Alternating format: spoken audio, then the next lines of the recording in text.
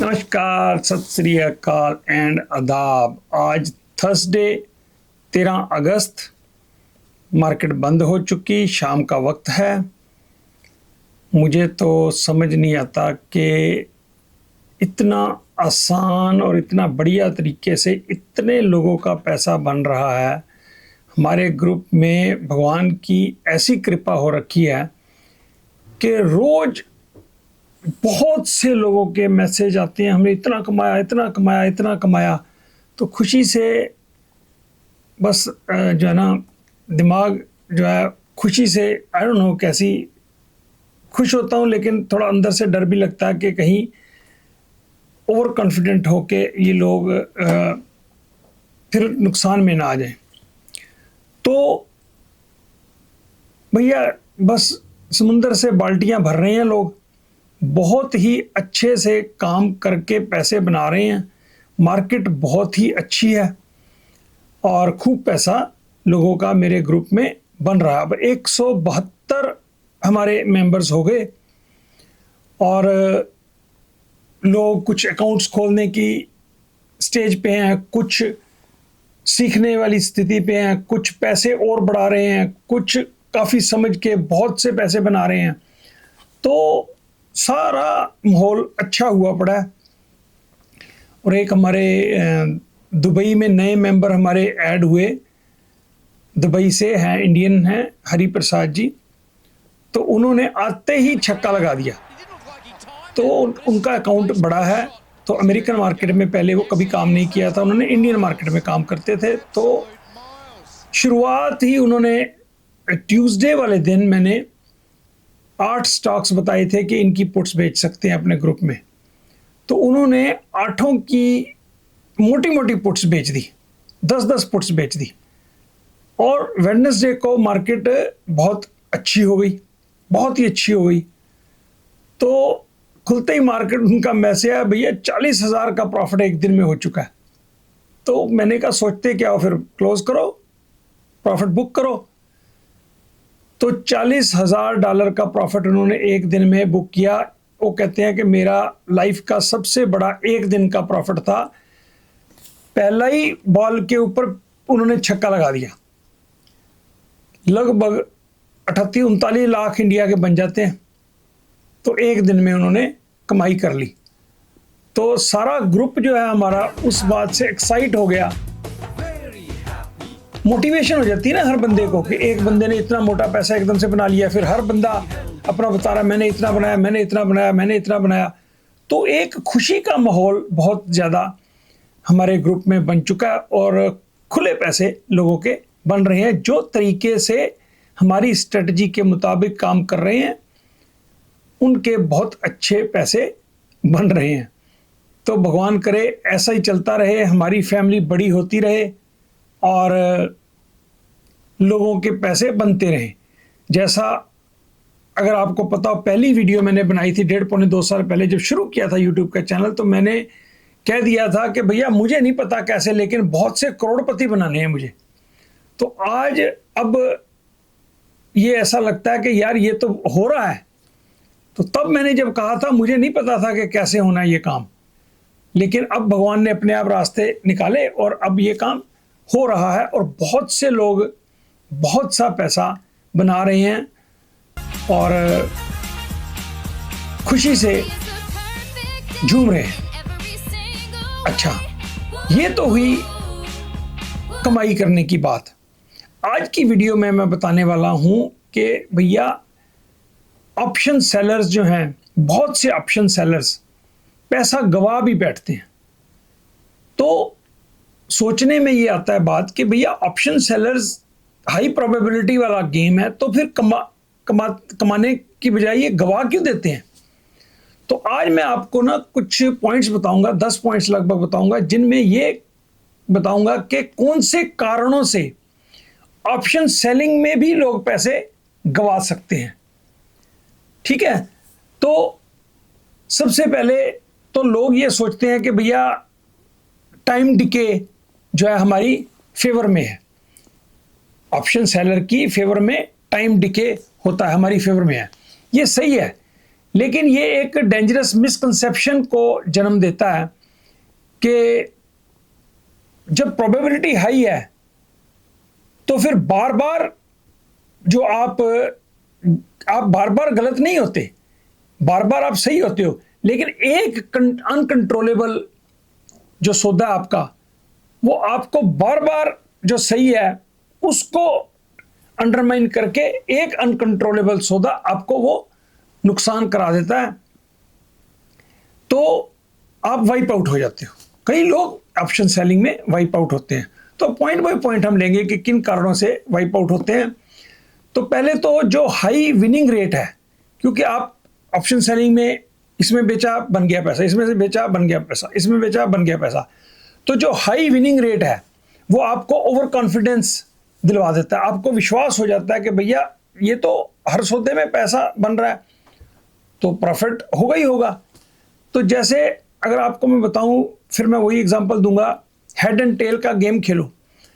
अगर आप $5 जीत रहे हैं और आप 9 बार लगातार जीत गए, 9 बार लगातार जीत गए और $5 की शर्त लगाते रहे और आप 9 बार जीत गए, $45 आपके पास आ गए।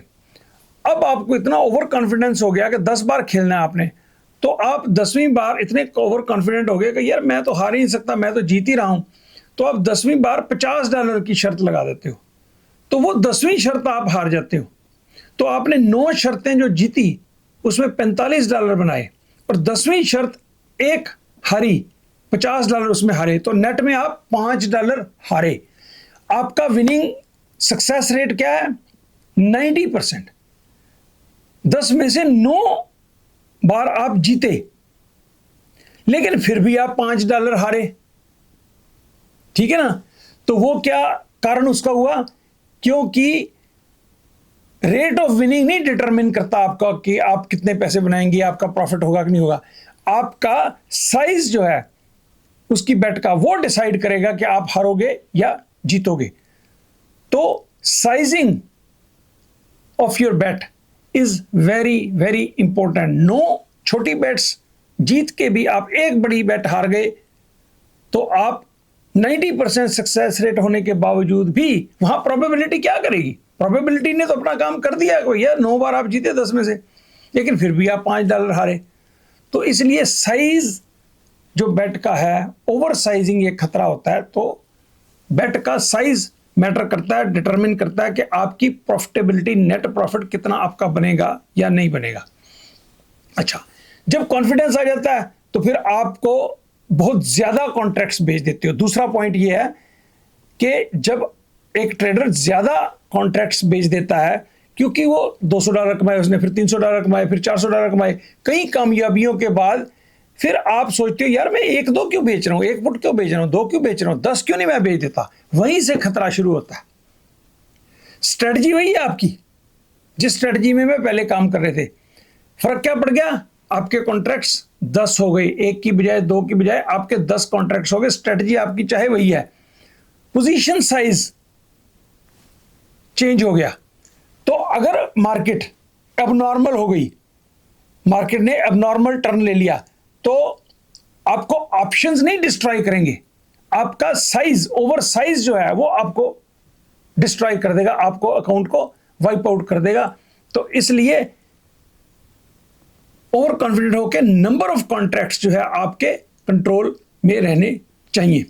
अच्छा, जब हम प्रीमियम को चेज करते हैं, नंबर 3 पॉइंट यह है कि हम जब प्रीमियम को चेज करते हैं तो हम, जैसे आप को एक स्ट्राइक प्राइस के ऊपर $3 प्रीमियम मिल रहा है और अगर आप क्लोज चले जाएं, मार्केट प्राइस के क्लोज चले जाएं आप, तो फिर आपको $8 प्रीमियम मिलता है। तो आप क्या करते हो? $8 का प्रीमियम ले लेते हो। तो एक्स्ट्रा प्रीमियम जो है ना आपको मिला, तो वो फ्री में नहीं आता भैया, वो रिस्क के साथ आता है, उसके साथ रिस्क जुड़ा होता है। तो ये सबसे बड़ी मिस्टेक करते हैं कि हम बेट का स्ट्राइक प्राइस चूज करते हैं, अपनी ऑप्शन सेलिंग का बेट स्ट्राइक प्राइस हम चूज करते हैं किसको देख के? प्रीमियम को ध्यान में रख के, रिस्क को ध्यान में नहीं रखते। जब रिस्क हम भूल गए, सिर्फ प्रीमियम पे ऊपर नजर रही हमारी, तो वो कहते हैं ना सावधानी हटी दुर्घटना घटी। तो फिर हम उस सिचुएशन में आते हैं। नंबर 4 पॉइंट, अच्छा, आप ऐसे स्टॉक्स की पुट बेच देते हो जो स्टॉक्स को आप ओन करना नहीं चाहते। आप जिन स्टॉक्स को अपने पोर्टफोलियो में नहीं देखना चाहते उनकी जब आप पुट्स बेच देते हो तो फिर जब वो असाइन हो जाते हैं तो आप कंफर्टेबल नहीं होते कि उनको हम शेयर को अपने पोर्टफोलियो में रखें, क्योंकि आप ये सोच के तो आपने पुट उसकी बेची नहीं कि भैया इसका असाइन हो गया तो मैं इसका शेयर रखूंगा। क्यों? घटिया शेयरों की आपने पुट बेच दी क्योंकि उनका प्रीमियम ज़्यादा मिल जाता है आपको। तो हाई वॉलेटिलिटी वाले स्टॉक जिनका प्रीमियम ज़्यादा होता है, घटिया होते हैं, उनकी हम प्रीमियम देख के बेच देते हैं पुट। हम उनको असाइन होने की स्थिति में अपने पोर्टफोलियो में रखने के लिए राजी नहीं होते। हमें अच्छा नहीं लगता कि ये स्टॉक हमारे पोर्टफोलियो में हो। तो ये एक प्रॉब्लम है। नंबर 5वां, अच्छा, हम अंडर एस्टिमेट रिस्क को करते हैं। तो मार्केट जो है ना नॉर्मल बिहेव करती है, कई महीने मार्केट कई महीने नॉर्मल बिहेव करती रहती है, तो अचानक से एबनॉर्मल हो जाती है। जब एबनॉर्मल हो जाती है कुछ महीनों के बाद, तो आपने छोटे छोटे प्रीमियम कलेक्ट किए, लेकिन जब एबनॉर्मल टाइम आ गया, एक्सट्रीम इवेंट्स आ गए, तो वहां आपका जो रिस्क मैनेजमेंट है ना वो टेस्ट के ऊपर आ जाता है। तो आपकी स्ट्रेटजी बिल्ड होती है एक नॉर्मल हालातों के लिए, लेकिन जब एबनॉर्मल हालात आ जाते हैं तो तब आपको आपका रिस्क जो मैनेजमेंट है उसका एहसास होता है। तो उस जो एबनॉर्मलिटी वाला टाइम आता है तो उसमें आप नुकसान कर जाते हो। नंबर 6, आपको लॉस जो है वो लेना नहीं आता। हम उसको कई दफ़ा रोलिंग करते रहते हैं। पुट सेलर क्या होते हैं, अगर प्राइस नीचे आ गया उसको रोल कर दिया जी, रोल कर दिया और रोल कर दिया। तो भैया रोलिंग जो है वो भी उसका एक प्राइस पे करना पड़ता है। रोलिंग फ्री में नहीं होती। जितना आप नीचे स्ट्राइक प्राइस लाओगे उसका आपको प्रीमियम पे करना पड़ता है, तो वो आपका नुकसान होता है। इसलिए कई दफ़ा आप लॉस लेना फ़ायदेमंद है बनिस्बत उस बुरे सौदे को लिंगर ऑन करने से। लॉस लेना बेहतर है। तो कई लोग लॉस नहीं लेते, इसलिए वो मरते हैं। तो नंबर 7 बड़ा इंपॉर्टेंट, जो मैं अपने ग्रुप में बहुत से लोगों को बताता रहता हूं लेकिन फिर भी कई लोग नहीं समझते। टू मच मार्जिन, बहुत ज्यादा मार्जिन का इस्तेमाल करना। देखो, एक्सपीरियंस जो ट्रेडर्स है ना वो हमेशा अपना जो है ना बाइंग पावर को सेव करके रखते हैं, रिजर्व रखते हैं, बाइंग पावर रिजर्व में रखते हैं कि अब नॉर्मल सिचुएशन आ गई तो आप उसको स्थिति को संभाल सकते हो। ठीक है ना। तो अगला पॉइंट ये होता है नंबर 8 का कि अर्निंग्स को प्ले करते हैं लोग।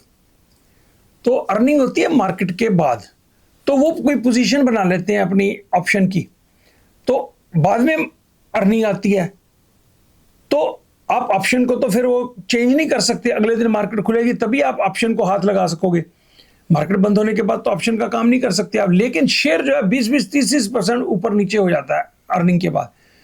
तो मैं काफ़ी दफ़ा गड़बड़ होने के बाद मैंने ये सीख ली कि भैया अर्निंग्स का प्ले जो है ना वो आपको नर्वस करता है, आपको खतरा रहता है उसमें। तो क्या ज़रूरत है, सुबह गैप अप मार्केट में वो शेयर खुलता है या गैप डाउन खुलता है, तो आप का लॉस, अगर आपने स्टॉप लॉस भी लगाया हुआ वो भी काम नहीं कर सकता क्योंकि मार्केट ही बंद हो गई। तो गैप डाउन खुला अगले दिन शेयर 30% नीचे, तो आप पैनिक हो गए, काट दिया और फिर शेयर वापस। तो इसलिए अर्निंग का जो गेम खेलना है ना उसमें वोलाटिलिटी बहुत बढ़ जाती है। तो आप अर्निंग वाली गेम ना ही खेलें तो अच्छा है। अच्छा, एक लोग सोचते हैं, नंबर 9 पॉइंट है कि प्रीमियम रिसीव्ड जो है ना वो उसको इनकम मान लेते हैं। प्रीमियम जो मिलता है उसको प्रॉफिट मान लेते हैं। देखो, इनकम और प्रॉफिट में डिफरेंस है। मतलब इनकम आपकी है जो प्रीमियम रिसीव हुआ, प्रॉफिट तब है आपका जब डेट एक्सपायरी आ गई, वो वर्थलेस हो गया, तब आपका वो प्रॉफिट है। तो प्रीमियम कलेक्टेड इंप्रेस करता है हम क्यों, तो लेकिन असल में मैटर क्या करता है, नेट प्रॉफिट। प्रीमियम जितना मर्जी आप कलेक्ट कर लो, ये $70 का प्रीमियम है, $80 का प्रीमियम है, कर लो सौदा।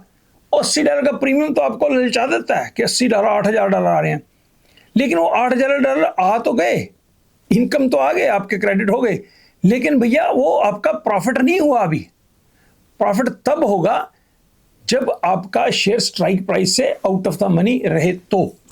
ठीक है। Number 10, no survival plan. कुछ लोग जो काम करते हैं उनका सर्वाइवल का प्लान ही नहीं होता। काम कर दिया, कितना नुकसान सहना है, अगर असाइनमेंट हो गई तो क्या करना है, उसको एक्सेप्ट करना है कि नहीं करना। अच्छा, तो बाइंग पावर कितनी आपकी है वो मैनेज हो जाएगी अगर मार्केट एबनॉर्मल हो गई या शेयर कोई बहुत नीचे गिर गया। तो ये जो चीज़ें होनी है उसके लिए अगर मार्केट ड्रॉप हो जाती है तो सर्वाइवल वाला प्लान हमारे दिमाग में होता नहीं है। तो ऑब्जेक्टिव ये नहीं है कि आपको मैक्सिमम पैसा कमाना है, ऑब्जेक्टिव आपका ये होना चाहिए कि गेम में स्टे करना है लंबे समय तक, गेम में लंबे समय तक स्टे करना है ताकि आप अपनी स्ट्रेटजी को लंबे समय तक इंप्लीमेंट कर पाएं। अगर आपकी स्ट्रेटजी अच्छी है लेकिन शॉर्ट टर्म में ही आप एक ही झटका करके बाहर निकल गए तो आपने वक्त ही नहीं दिया, अपने अकाउंट को वक्त ही नहीं दिया कि आपकी स्ट्रेटजी को वो इंप्लीमेंट कर पाए, स्ट्रेटजी का इंपैक्ट पता चल पाए। स्ट्रेटजी तो तब आपकी काम आएगी ना जब आप सर्वाइव करेंगे। ठीक है ना। तो आपकी स्ट्रेटजी काम करने के लिए आपको लंबा गेम में बने रहना बहुत जरूरी है। अच्छा, अब एक इंपॉर्टेंट लेसन है, ऑप्शन सेलिंग में स्टॉक मार्केट में survival comes first, profit comes second. तो ये जो खतरे आपको मैंने गिनाए इनसे बच के रहो तो लंबे तौर पे प्रॉफिट बनेगा। Thank you very much.